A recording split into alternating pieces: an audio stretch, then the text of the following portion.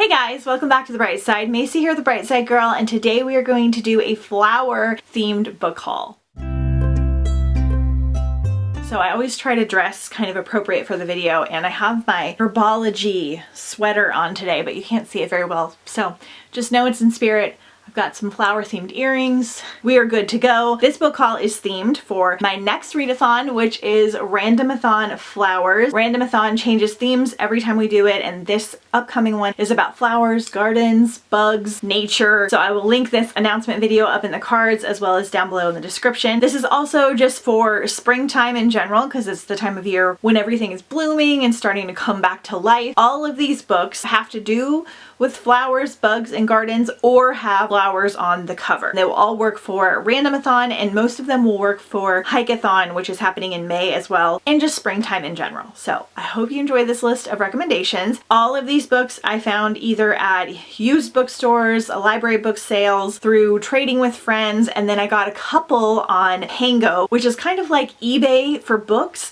There's only book people on there, book lovers in general, selling gently used books. I have been loving using PANGO lately because the sellers like ship them out super quickly. They always come in the condition that they say that they are. Sometimes they'll put in little bookmarks and things, and it's just a really sweet community, and I am proud to announce that I am now a PANGO ambassador. So if you are new and you've never used PANGO, you can use my code The Bright Side Girl to get $5 off of 10, and then it gives me a $2 credit for my PANGO account. So it will support future book hauls. I am really excited because I've been using PANGO for over a year. I love them so much. I've gotten so many good books. I've gotten a couple that I'll show you here in a second. So also I got most of these books between $1 to $5 each. So lots of good deals in here, and I've been collecting for like over a year. The Tea Dragon Society by Katie O'Neill. I'm not sure if this is like a miniature version because all the ones that I've seen, or maybe it's just the hardback, are huge. But I haven't read this, so I plan to read it for the readathon. It's a cute little graphic novel where these people have tea dragons that grow tea and flowers from their like antlers, and there's like magical powers and things, and it looks super, super adorable. Wildwood Dancing by Juliette Morellier. I used to have a hardcover of this, and I don't think I do anymore, and I'm really sad about it, but this is a 12 Dancing Princess retelling that I've heard is phenomenal. There's like fae and vampires, and it's in like the forest. It has a beautiful like wild flowery looking cover. There's a lot happening. So there are 5 adventurous sisters, 4 dark creatures, 3 magical gifts, and 2 forbidden lovers with 1 enchanted frog.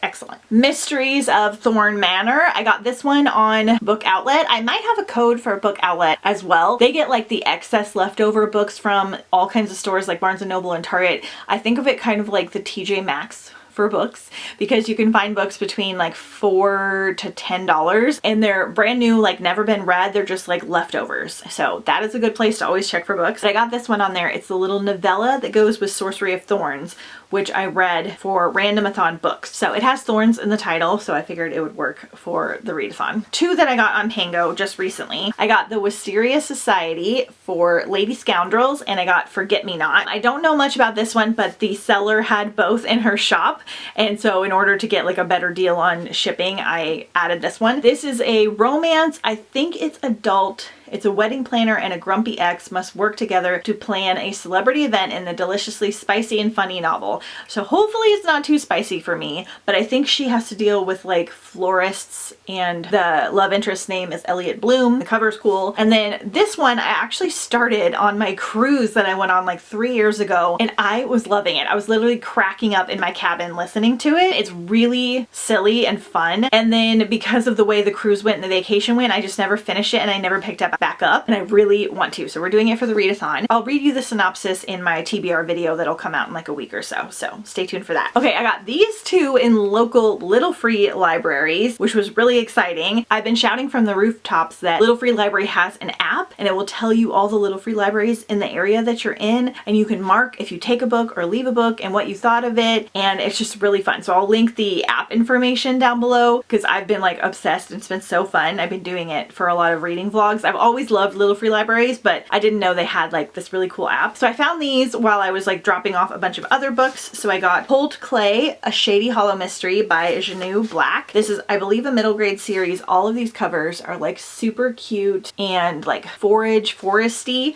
I don't want to read the synopsis for this one because I think it is the second or third in the series, but there's like little animals and they live in the woods. And it's supposed to be adorable. And then The Fairy Bargains of Prospect Hill by Rowena Miller. This is an adult standalone novel. On Prospect Hill, you can get nearly anything you want from the Fae if you know how to ask and if you can pay the price. There's no magic on Prospect Hill or anywhere else, but just on the other side of the veil is the world of the Fae. Generations ago, the first farmers learned to bargain small trades to make their lives a little easier, a bit of glass to find something lost, a cup of milk for better layers in the chicken coop. Much of that old wisdom was lost as the riverboats gave way to the rail lines and the farmers took work at mills and factories. Elaine Fairborn's family, however, was always superstitious, and she still hums the rhymes to ensure dry weather on her sister's wedding day. When Delphine confides that her new husband is not the man she thought he was, Elaine will stop at nothing to help her sister escape him. Small bargains buy them time, but the price for true freedom may be more than they're willing to pay. I mean, it just sounds incredible and it's beautiful. This Poison Heart and This Wicked Fate, both by Kaylin Barron. These, I believe, are loose Alice in Wonderland retellings. I could be wrong about that. Bryces has a gift. With a single touch, she can grow plants from tiny seeds to rich blooms. When her aunt dies and leaves her a dilapidated estate in rural New York, Bree and her parents hope that maybe surrounded by plants and flowers, Bree will learn to control her gift. So absolutely perfect for the readathon. Very excited to try these out. Wild Beauty by Anne-Marie McLemore. Look how freaking gorgeous this is. For nearly a century, the Nomiel Vides women have tended the grounds of La Pradera, the lush estate gardens that enchant guests from around the world. They've also hidden a tragic legacy. If they fall in love too deeply, their lovers will vanish. But then after generations of vanishings, a strange boy appears in the garden. A boy neither Estrella, the Nomiel Vides girl who finds him, nor her family knows anything about. Fantastic. This is a YA standalone. Phantasma by Kaylee Smith. I'm only including this one because of the cover. I think this might have very minor inspirations of Phantom of the Opera, but this has a rose on the cover, which is one of the main reading challenges. And I don't think it's going to be for me. I think it's going to be too spicy, but it's beautiful and I found it for $2.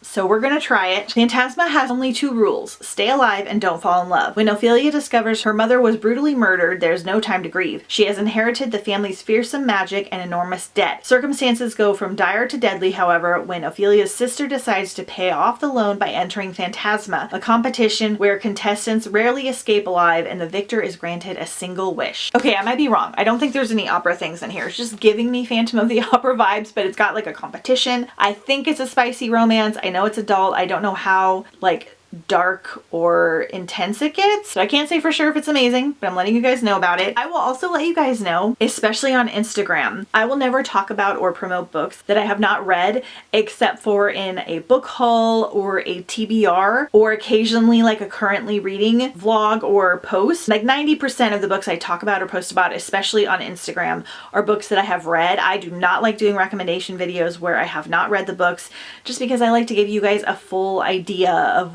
what the book is about. I don't like to talk too much about things that I don't like. So just know that if it's a haul or like a TBR, then it will be books that I haven't read. But for the most part, if you see like a recommendation video from me or a post, it's because I've read it.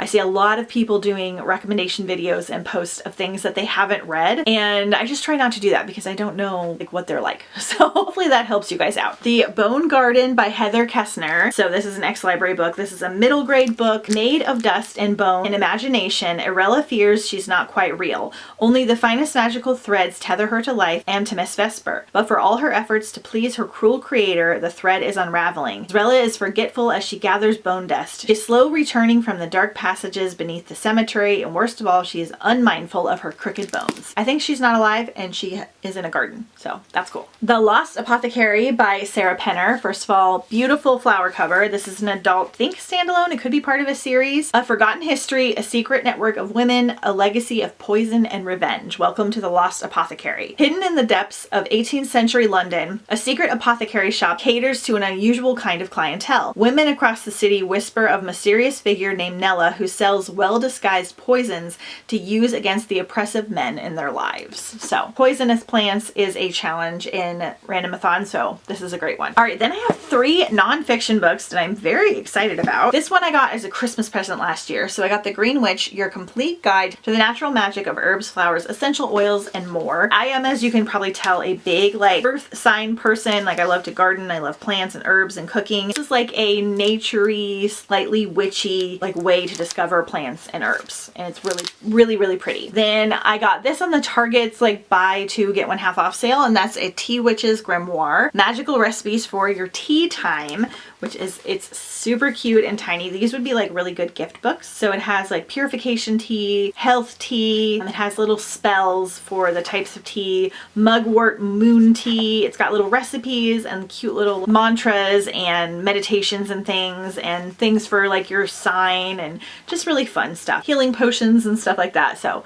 really cute. I love tea and I just like little books like this. And then at Five Below, I found this really neat herbal handbook with recipes, tinctures, and balms. And it just literally has these beautiful pictures of all different kinds of herbs and recipes and cocktails and balms and vinaigrettes and like fun stuff for them. So I'm going to read through this during the readathon. Okay, lastly, I have 2 special editions to show you.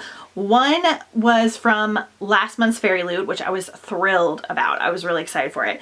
And then one was from a sweet friend sending it to me because she knew how much I wanted it. I squealed when I got it. So that one is The Honey Witch by Sydney J. Shields. This is the Fairy Loot edition. This is an adult standalone, like cozy fantasy. Look at the bees.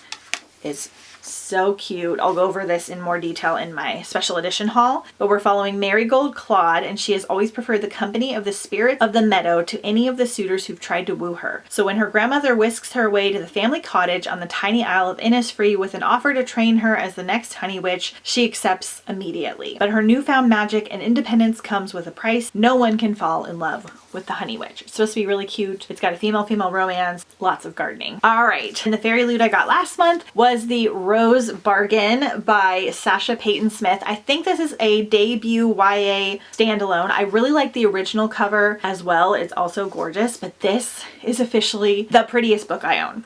Like, first of all, the pastel is fantastic. Then we have these epic in pages, the prettiest like sprayed edges. The reverse dust jacket is really similar to the regular cover.